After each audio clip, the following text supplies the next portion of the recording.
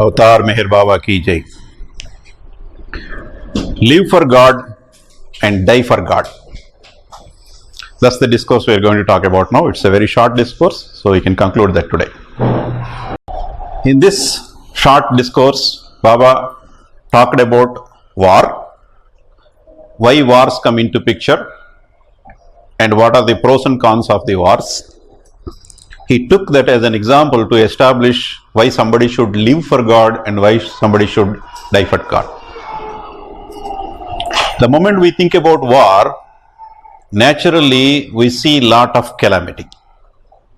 People fighting, people dying, getting wounded, properties are getting spoiled, buildings collapsing, all the infrastructures like bridges, any other important things, aerodromes getting spoiled, all we'll see lot of damage to the properties, damage to the life, damage to the bodies, human bodies, isn't it?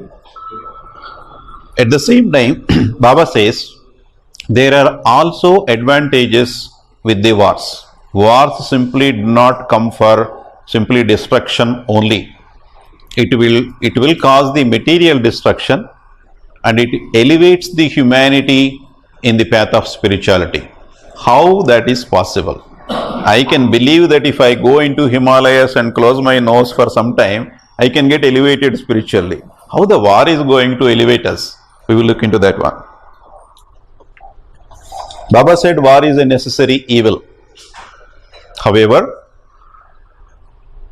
it elevates, it awakens humanity to higher values. How? Take one example. In the recent floods that happened in Chennai, everybody knows all the scenes and scenarios happened in that place, right? Because of the sudden floods, army was not able to come in time to help the people in trouble. There was a delay. In this delay, there were some people who pulled their sleeves and jumped into dirty waters to save their lives. And they saved a lot of lives even before army came into the picture. Army is trained to work in floods, work in earthquakes, they are trained to work in calamities. But the people who jumped into the situation, who trained them? No training. Where did they get this additional ability of saving people, putting their lives in the row for the benefit of other lives? And if the water stream is so strong, they can even get flushed away in the water, right? That can also happen. But still they are prepared and they came forward to save the lives. Where did that energy come from suddenly without even training? It did not come from outside. So what does that mean? It is already there inside in a dormant state. Agree? That energy, that power is already there inside. Only that situation brought it out. It is inherent. The capability of helping others, the capability of sacrificing others, the capability of giving ourselves to others is already there inside. The package is there inside everyone. Similarly, in the context of war also, people will rise to heights to help others. Suppose there is a bomb in the neighborhood. What are you going to do? Are you going to watch the news in TV sitting there? You will immediately rush and then see what is the situation, what is the help I can do. If there are any people still living in that building, you try to pull it out before even the security people and the firemen come and help. Correct? Previously you were not ready to help anybody. Suddenly when the calamity comes, something like a war, you become spontaneously a hero. Where this heroism is coming? You are not trained, you are not professed, you are not brainwashed. All of a sudden you see a bomb falling in the neighborhood place and you become suddenly a hero. Floods came, there were so many heroes identified in Chennai floods. So this heroism, this positive power this ability to help others, this ability to sacrifice for others, taking risks of their own lives, that package is already there inside the people. And that package comes out when wars come in. Not only wars, in case of any natural calamities also. So that is the positive side of the wars. The moment one rises to that level, when they help people in trouble, when they save their lives, what is the kind of reward they get in their heart? You have any idea? The sense of satisfaction, the sense of happiness that they receive in giving a helping hand and saving at least one life is tremendous in amount. That will be only, you know that only when you do that and experience it. Right? So once the person enjoys that status of happiness in giving and risking for others and doing the sacrifice, once the calamity goes, water will recede, but his positive power will not recede. He will stay there like a high water mark. I mean, he will continue to live life of helping and sacrificing. So this calamity, whether it is a natural calamity or a social problem of a war, raises certain people to a level higher than what they think they were, right? And leaves them there. So it produces high performing, sacrificing people in the community. Wars will come and go. Wars are there, World War I, II, we may get 3, and even before World War I, there were so many wars in our history, isn't it? In the time of Buddha, in the time of Krishna, in the time of Rama, wars were every time. They come and go. But every time war comes or a natural calamity comes, here in this discussion Baba talked about war only. I am also including the natural calamity because it applies to that as well, right? So when these kind of things come, people will elevate to their higher levels, and once the calamity goes, they stay there and continue to live a better life, become better citizens, and enjoy a higher status of spiritual life. People realize that the mundane things that we are hugging to every day and nicely polishing them, keeping them look shiny and bright, are no longer valuable. Suppose we are taking care of certain electronic goods every day, keeping them clean, particularly the TV, all these things, because they entertain us, right? We depend on them for a lot of entertainment, particularly TV serials. So floods are coming, water levels are rising, and the water might go into the TV so that you can no longer see the TV serials. Still, but if you see a person getting washed away in the flood waters, what are you going to do? Will you worry about flushing out your water so that your TV will not be soaked in the water, or you will go and help them? Naturally, spontaneously, we will go and help them, even if we know that our TV will be submerged in the water. So far we are thinking that our TV is the best thing in the life that entertains us a lot. But suddenly that opinion has changed, and we immediately found higher values, more important things in the life, helping others and risking ourselves to help others, that is sacrifice. So these kind of calamities always awaken the higher values, more important things than the things that we think more important.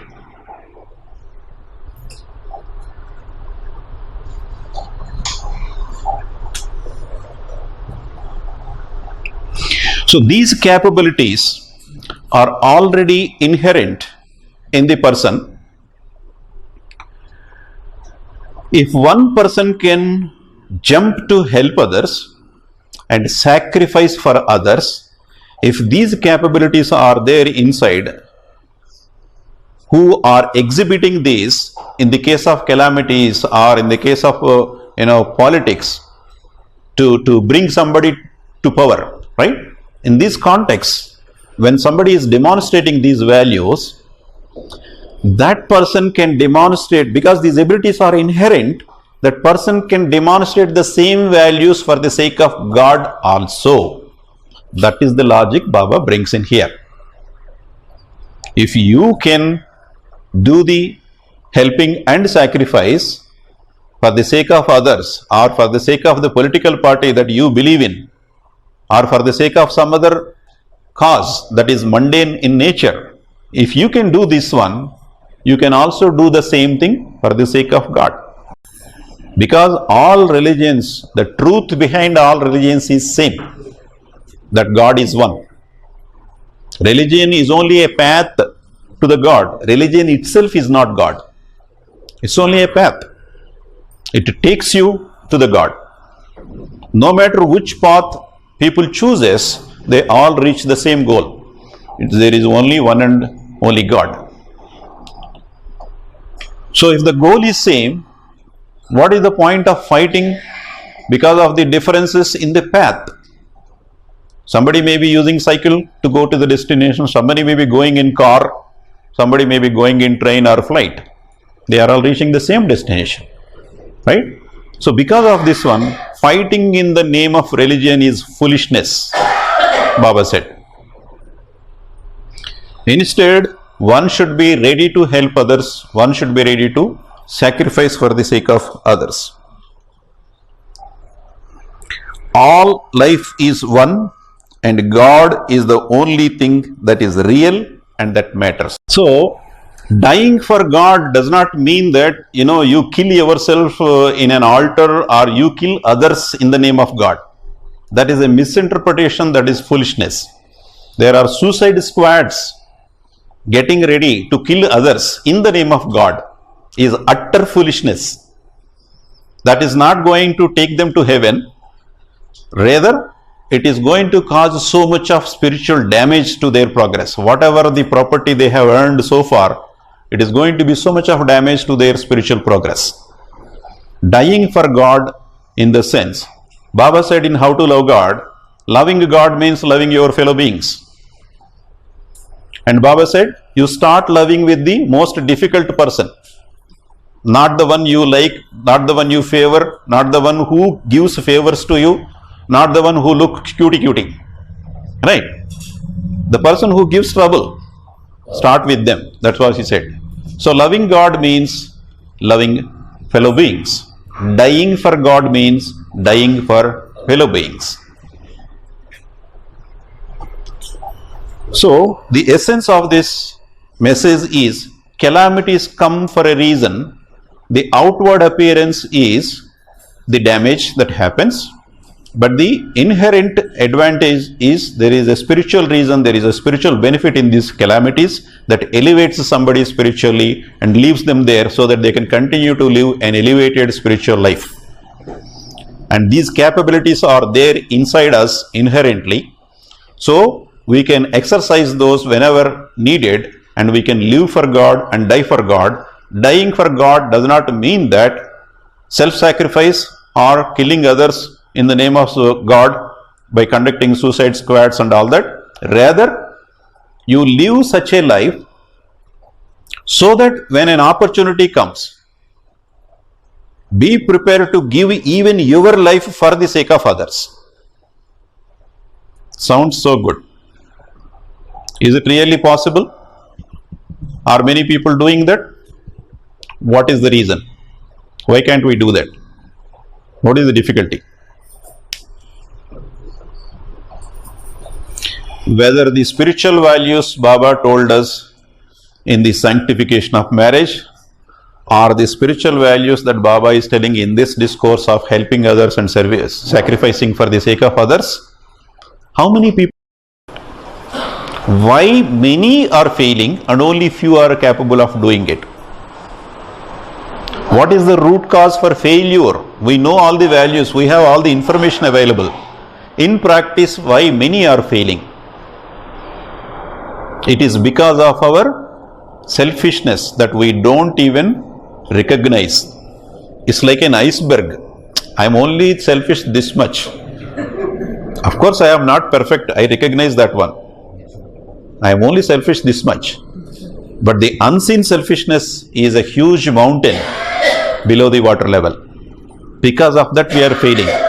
So now we know the values. To put it into practice, if we are failing means obviously we have huge drawback of this selfishness. And this selfishness is coming from the root of desires. One who has more desires, that person is more selfish. He always looks for himself instead of helping others.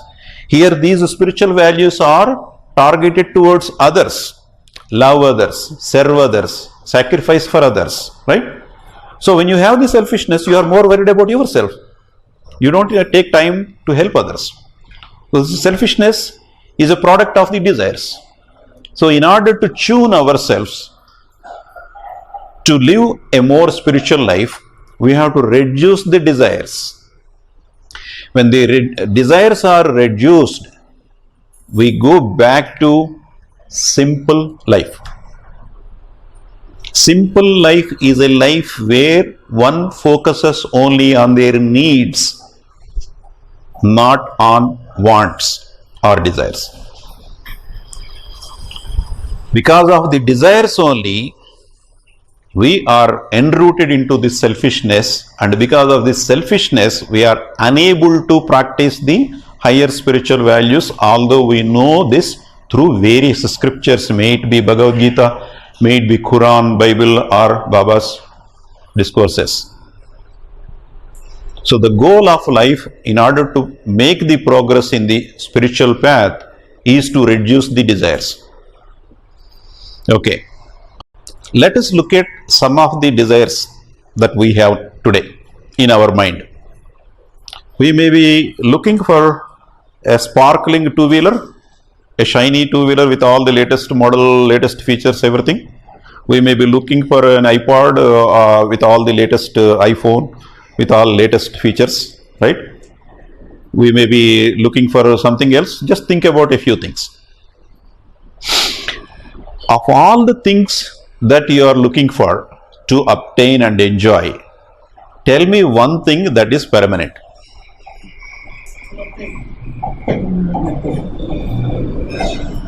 Anything you ask for, anything you desire for, put it on the paper and look at it. Ask simple question: are you permanent? Are you going to give me permanent happiness? Experience having that momentary. It is momentary, right? What you are saying is momentary in nature. But is it going to give you permanent happiness? Some objects may give you happiness for 1 hour. Some objects may give you happiness for 3 hours. Some objects may give you happiness for 5 years, 10 years. The duration of the happiness may be longer. But is there anything that you are craving for that is likely to give you permanent happiness? That is likely to give you no trouble.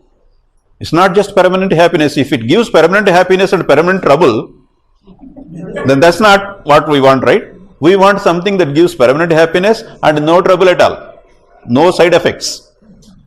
That is the kind of thing we have to ask for. Is there anything like that? Is there anything like that in your list? That is why we should not go for behind the desires. There is only one thing that gives you permanent happiness without any side effects, is God. And that God is yourself. That God is yourself. So desire for yourself. Desire for your own true nature. Try to find your true nature. Your true nature is not something what you think you are today. Your true nature is covered with so many desires looking for impermanent things that are associated with the troubles. You are asking for 4 things, you are asking for 4 different troubles. So you are unnecessarily inviting the trouble into your life. The moment you cut off and stop asking for these, then you will get the opportunity to realize that you yourself is a source of permanent happiness without any side effects. It is you. We never ask for ourselves. We always want something for ourselves. That something, no matter what you ask for, in this universe, it is guaranteed that it is going to give you trouble. It may give you happiness, it is temporary, but along with the temporary happiness, its trouble is also there. It is only you can give you permanent happiness and peace without any trouble. How to find that you? When you clean up the desires mask settled on you, then only you will find the happiness. That is the spiritual progress. Spiritual progress means cutting the list of desires one by one, one by one, one by one. The moment you don't crave for impermanent things, all these things that you are desiring, not only they are impermanent, but they are products of illusion. They are not real products. They are products of illusion.